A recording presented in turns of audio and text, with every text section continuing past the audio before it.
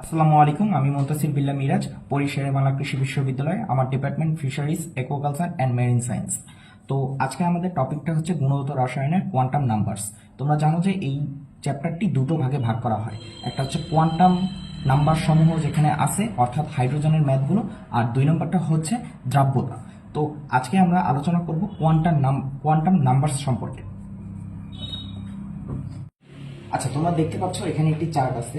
এই চার্টটি দিয়ে তোমার কোয়ান্টাম নাম্বারসে যতগুলো এমসিকিউ আছে সবগুলো সলভ করতে পারবা তুমি।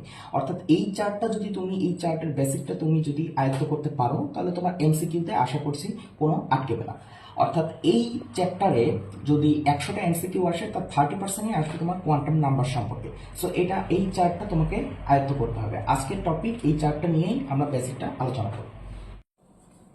কোয়ান্টাম নাম্বার সম্পর্কে জানার জন্য তোমাকে অরবিট এবং অরবিটালের বেসিক পার্থক্য বুঝতে হবে।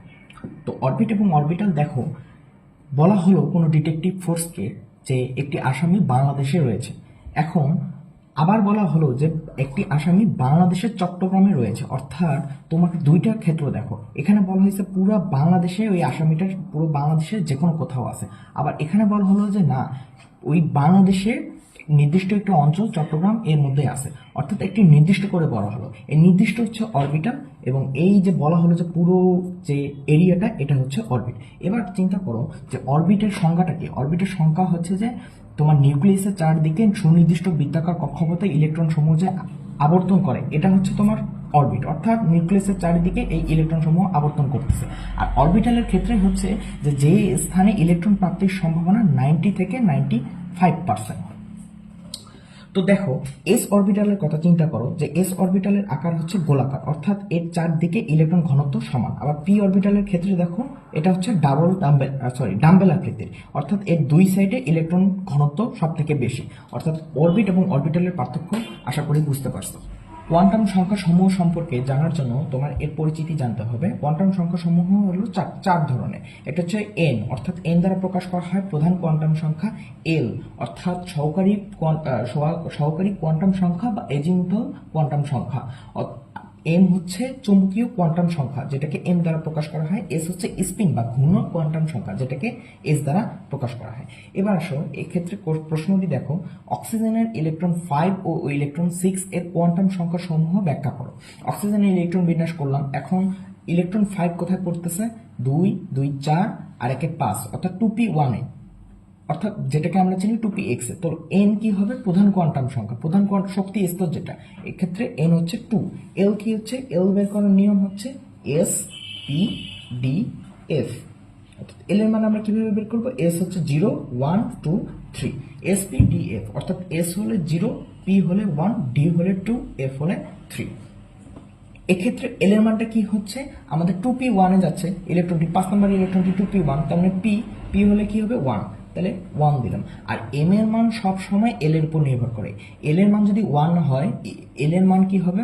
এল এর মান যদি 1 হয়, এম এর সম্ভাব্য মান 3টা, +1, 0, -1। আবার এল এর মান যদি 2 হয়, এম এর সম্ভাব্য মান 5টা, অর্থাৎ +2, +1, 0, -1, -2। তো এই ক্ষেত্রে দেখো, ডেফিনেট করে 2p1 এ, অর্থাৎ ইলেকট্রন 5 এর ক্ষেত্রে এম এর মানটা কি হবে? এর জন্য আমরা কি করব? একটি বক্স করব। আচ্ছা, এখন পি অরবিটালে সর্বোচ্চ ধারণ ক্ষমতা হচ্ছে 6টা ইলেকট্রন। এখন প্রথমে ইলেকট্রনগুলো কিভাবে ঢোকে? এভাবে 2p1 প্রথমটি ঢুকছে এভাবে, অর্থাৎ এটা +1, 0, -1। তো এই ক্ষেত্রে কি হবে? এম এর মানের ক্ষেত্রে কি হচ্ছে? +1। তাহলে এম এর মান এখানে লিখলাম +1। এবার এস এর মানটাই আমরা আসি। এস এর মানটা হয় কি, যে প্রথম ডিরেকশন, আমরা হুন্ডের নীতি অনুযায়ী জানি কি, ইলেকট্রনগুলো সর্বাধিক বিজোড় ভাবে ঢোকার চেষ্টা করে, অর্থাৎ ইনপুট হয় বিজয় ভাবে।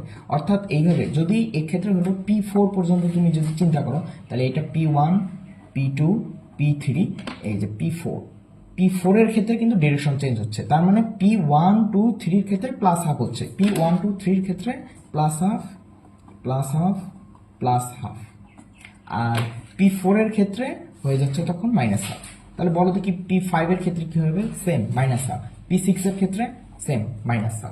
তো এক্ষেত্রে কি হবে? p1, তার মানে এই যে p1 এইটা, তার মানে এক্ষেত্রে কি হচ্ছে? +1, তার মানে এস হবে +1। সেম ভাবে আসো ইলেকট্রন, এটি হলো ইলেকট্রন 5 এর কনফিগারেশন। ইলেকট্রন 6 এর ক্ষেত্রে আসো, n ইকুয়াল 2, ইলেকট্রন 6 কোথায় পড়তেছে, 2p2 তে পড়তেছে, তাহলে n ইকুয়াল 2, 2 থাকতেছে, l p আছে, তার মানে p ইকুয়াল 1, 1 আসতেছে, m কি হচ্ছে, এই যে এইটা 2p2 হলো এইটা, তাই না, এই ক্ষেত্রে m এর মান কত, 0, m এর মান 0, আর কি ডিরেকশনটা কি, এই যে প্লাস হাফই আছে, প্লাস হাফ আছে। এবার আসো এই টপিকের উপর আরো একটি উদাহরণ দেখি।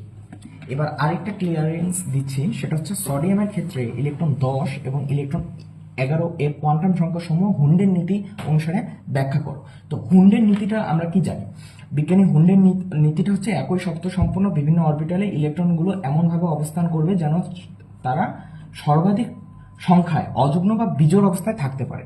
অর্থাৎ তুমি চিন্তা করো, প্রথমে যদি কোনো পি অরবিটালে ইলেকট্রনগুলো ঢোকে, ধরো P6, পি এর সর্বোচ্চ ধারণ ক্ষমতা P6 এর ক্ষেত্রে ইলেকট্রনগুলো কিভাবে ঢুকবে, প্রথমে ঢুকবে এইভাবে, দেখো এটা হলো P1, এই যে P2, P3, এগুলো সবগুলোই কিন্তু এস এর কনফিগারেশন প্লাস হাফ, এটাও প্লাস হাফ, এটাও প্লাস হাফ। এবার P3 পর্যন্ত হয়ে গেল, এবার P4 এর ক্ষেত্রে কি হবে, এই যে P4, P5, P6, অর্থাৎ এগুলোর এই P4, P5, P6 এর এস এর মানটা হচ্ছে মাইনাস হাফ। তাহলে তুমি দেখো এন এর মানটা তুমি নির্ণয় করতে পারতেছো, ওর প্রধান কোয়ান্টাম সংখ্যা, যে ইলেকট্রন বিন্যাস করলে এন এর মানটা তুমি পেয়ে যাচ্ছ। আর এল এর মানটা আমি কি বলেছি, এল এর মানটা হচ্ছে SPDF 0123, তার মানে SPDF দেখে তুমি এল এর মানটা পেয়ে যাচ্ছ, আর এল এর মানটা পেলে তুমি এম এর মানটা পেয়ে যাচ্ছ, আর এস এর মানটা এই যে ক্লিয়ার করে দিলাম। এবার এইটা সলভ করে আসো। সোডিয়ামের ক্ষেত্রে সোডিয়ামের ইলেকট্রন বিন্যাস 1s2, 2s2, 2p6, 3s1। এখন 10 নম্বর ইলেকট্রনটি কোথায় পড়তেছে, 2p6 এ, মানে 2p6 এর ক্ষেত্রে পড়তেছে। তো এখন আমরা লিখি n, l, m, s, তাহলে n এর মান কত হচ্ছে 2, l এর মান p, তাহলে কত হচ্ছে 1, p হলে 1, m এর মান, এবার আসো ঘর করি,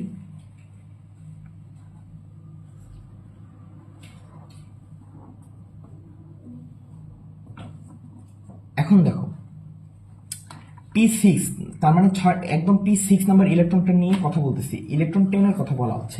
এখন প্রথমে ইলেকট্রনগুলো কিভাবে ঢুকবে, এইভাবে P1, P2, P3, এবার P4, P5, P6। তাহলে এখন দেখো এম এর মানগুলো কিভাবে আসে, এই যে এটা +1, এটা 0, এটা -1, তাহলে আমরা কোন ইলেকট্রনটি নিয়ে কথা বলতেছি, P6, তাহলে P6 কোনটা, এই যে এই ইলেকট্রনটা হচ্ছে P6, তাহলে এটা ডিরেকশন কি উল্টা, তার মানে -1 হচ্ছে, এস এর মানটা আগে দিয়ে দিই -1। এবার এল এর মানটা দেখো, এমটা দেখো, এখানে এম কত, -1 আসতেছে, তাহলে -1। তাহলে আমরা ইলেকট্রন 10 নম্বর ইলেকট্রনের কনফিগারেশনগুলো পেয়ে গেলাম। এবার 11 নম্বরে কি হবে, ইলেকট্রন 11, ইলেকট্রন 11 এর ক্ষেত্রে দেখো এগুলো তো সব ঠিক থাকতেছে, এন এল তো সব ঠিক থাকতেছে। এম এর ক্ষেত্রে দেখো 11 নম্বর ইলেকট্রনটা কোথায় পড়তেছে, তার মানে কি 3s, এস অরবিটাল, এই যে এস। আচ্ছা এস এর ক্ষেত্রে কিন্তু এন ইকুয়াল 3 আসতেছে, এটা 3 হবে, আর এস এল কত এখানে বলে দিছিলাম, এস হচ্ছে 0, তার মানে এলও 0 হয়ে যাচ্ছে, এল 0 হয়ে যাচ্ছে। আর এম এর ক্ষেত্রে দেখো এস অরবিটালে কি, প্রথমে 3 ওয়াস 1, প্রথমটা প্লাস, তাহলে এটা আগে প্লাস হাফ দিয়ে নিই, তারপরে এই যে এস এল যদি 0 হয়, এম তো আর কিছুই থাকতেছে না, এমও 0, শেষ। আচ্ছা এবার আমরা আরেকটি কোশ্চেন দেখি, তাহলে একদম ক্লিয়ার হয়ে যাব। এবার দেখো বিজ্ঞান, এই তিনটা বিজ্ঞানের যে ল দেয়া আছে, একটা আউটবাউ নীতি, হুন্ডের নীতি এবং পলির বর্জন নীতি। তো দেখো পলির বর্জন নীতিটা কি বলছে, যে একই পরমাণুতে দুইটা ইলেকট্রনের 4টা কোয়ান্টাম সংখ্যার মান কখনো একই থাকে না। এখন তুমি দেখো যে এই পর্যন্ত যতগুলো এক্সাম্পল তুমি দেখলা, কখনো কিন্তু 4টা কোয়ান্টাম সংখ্যার মান দুইটা ইলেকট্রনের ক্ষেত্রে একই হয়নি। তো এবার এটা দিয়ে অফিসিয়ালি প্রমাণ করে দেখায় যে ক্রোমিয়াম, আমরা জানি ক্রোমিয়াম 24, এর ইলেকট্রন বিন্যাসটি কেমন হবে, আমি একবারই করে দিই। আর্গন, আর্গনের পর এটা হচ্ছে 4s2 হওয়ার কথা ছিল, এখানে 3d4 হওয়ার কথা ছিল। সে জায়গায় আমরা জানি যে অর্ধপূর্ণ অবস্থায় ইলেকট্রন অধিক স্থিতিশীল থাকে, যার কারণে এখানে 4s1 হচ্ছে, 3d5 হচ্ছে। তো এই ক্ষেত্রে দেখো 23 নম্বর ইলেকট্রনটা কোথায় পড়তেছে। তো 23 নম্বর ইলেকট্রনের ক্ষেত্রে এখানে 18 গেল, 18-র পর এই যে 19 নম্বরটা কিন্তু এখানে যাচ্ছে, 19, তারপর 23 কোথায়, তার মানে 3d3-তে, 3d3-র ক্ষেত্রে 23 নম্বর ইলেকট্রনটি যাচ্ছে। তো এই ক্ষেত্রে দেখো তোমার 23 নম্বর ইলেকট্রনটি কোথায় যাচ্ছে, 18, 19 আর 20, 21, 22, 23, অর্থাৎ 3d4। আচ্ছা, এখানে 3d4-এ তোমার কিন্তু 23 নম্বরটা যাচ্ছে। তো ইলেকট্রন 23 এর কনফিগারেশন এবার বের করি। n l m s। n কত হচ্ছে 3, l কত হচ্ছে ওই যে s p d f 0 1 2 3, তাহলে এখানে কি d হলে কি 2, l2। এবার আসো m এর ক্ষেত্রে, m এর ক্ষেত্রে আমরা ইলেকট্রনগুলো ইনপুট করব।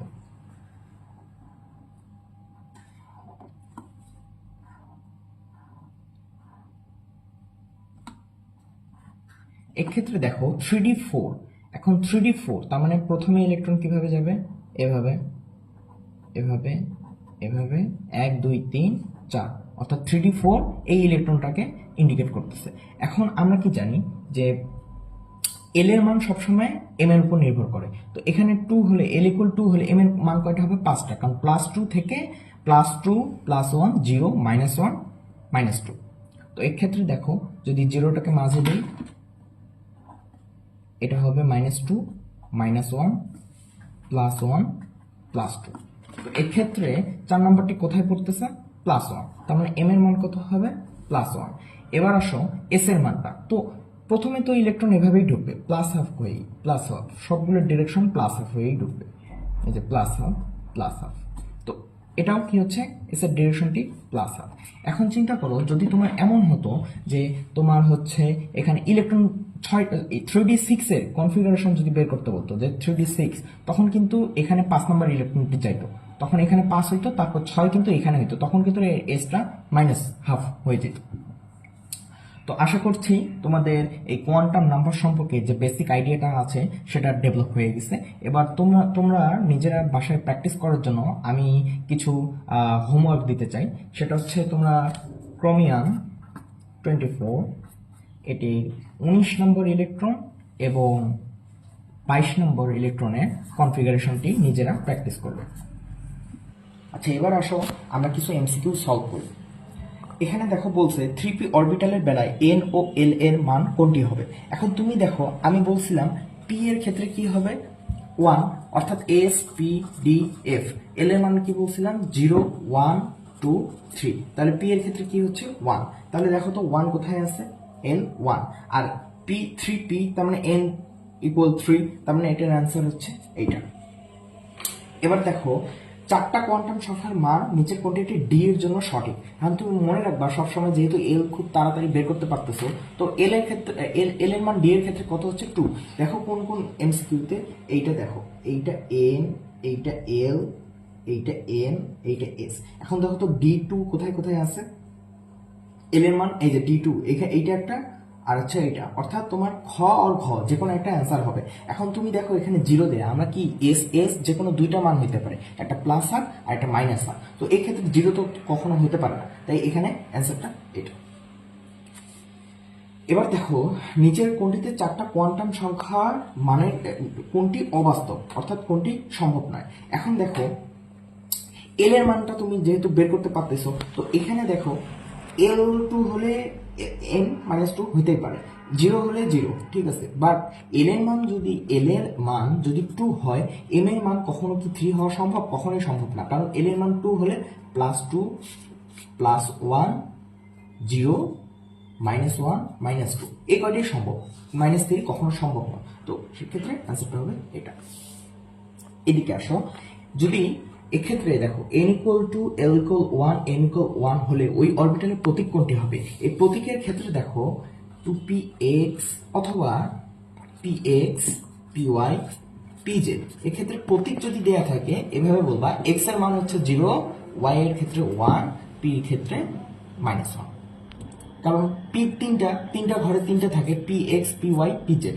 এক্ষেত্রে এক্সটা হবে 0, ওয়াইটা হবে 1, জেডটা হবে -1। তো এক্ষেত্রে দেখো তুমি এল এর মান কি আছে 1, 1টা কোথায় পড়তেছে পি ওয়াই, এক্ষেত্রে হবে পি ওয়াই। এক্ষেত্রে দেখো বলছে 3D অরবিটালের জন্য এম এর মান নিচে কোন সেটটি হবে? 3D, তাহলে ডি হলে কি হচ্ছে 2, ডি এর মান 2, তাহলে এম এর মান কি -2 থেকে +2 পর্যন্ত হচ্ছে। এখানে অ্যান্সার এটা। এই হাজারি স্যারের বইয়ে এখানে অ্যান্সারটা হয়তো ঘ নাম্বার দেয়া থাকতে পারে, এটি বলেছে। এটা দেখো সহকারী কোয়ান্টাম সংখ্যা। সহকারী কোয়ান্টাম সংখ্যা কি বলছিলাম? এল। এল এর মান যদি 2 হয়, এম এর মান নিচে কোনটি হয়? এল এর মান 2 হলে ওই তো +2 থেকে ওর এরিয়াটা কি -2 পর্যন্ত, তাহলে এখানে অ্যান্সার দেখো 2। এবার আসো ক্যালসিয়াম পরমাণু সর্ববহিস্থ শক্তি স্তরে 2টা ইলেকট্রনের 4টা কোয়ান্টাম সংখ্যার মান। অর্থাৎ আমরা ক্যালসিয়ামের ক্ষেত্রে কি দেখতেছি? আর্গন অবধি হয়ে 4s2 তে চলে যাচ্ছে ইলেকট্রনটা, 2টা ইলেকট্রনই 4s2 তে চলে যাচ্ছে। এখন এক্ষেত্রে দেখো 4টা কোয়ান্টাম সংখ্যার মান নিচের কোনটি হবে? 4s, তার মানে এস এর জন্য এল কত হচ্ছে? 0 হচ্ছে। এল এর মানটা 0 হচ্ছে। তুমি দেখো এল কোথায় কোথায় 0, এখানে একটা 0 এল, আর এল 0 নাই, তার মানে তোমার অ্যান্সার এটাই হচ্ছে, এটাই তোমার। এখন বলছে কপার পরমাণু সর্ববহিস্তরে ইলেকট্রনের 4s1 এর জন্য 4টা কোয়ান্টাম সংখ্যার মান নির্ণয় করো। এস আছে, এস হলে এল কি হবে? 0। সম্ভাব্য কোনটা কোনটা অ্যান্সার?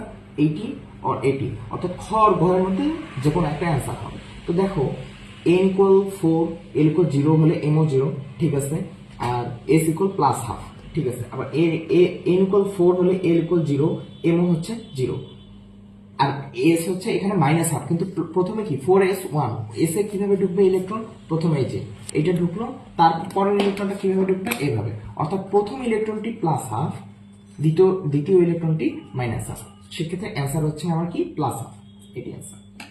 এবার 64 নম্বর দেখো কোন পরমাণুর একটা ইলেকট্রনের জন্য 4টা কোয়ান্টাম সংখ্যার সেট কোনটা সঠিক হবে?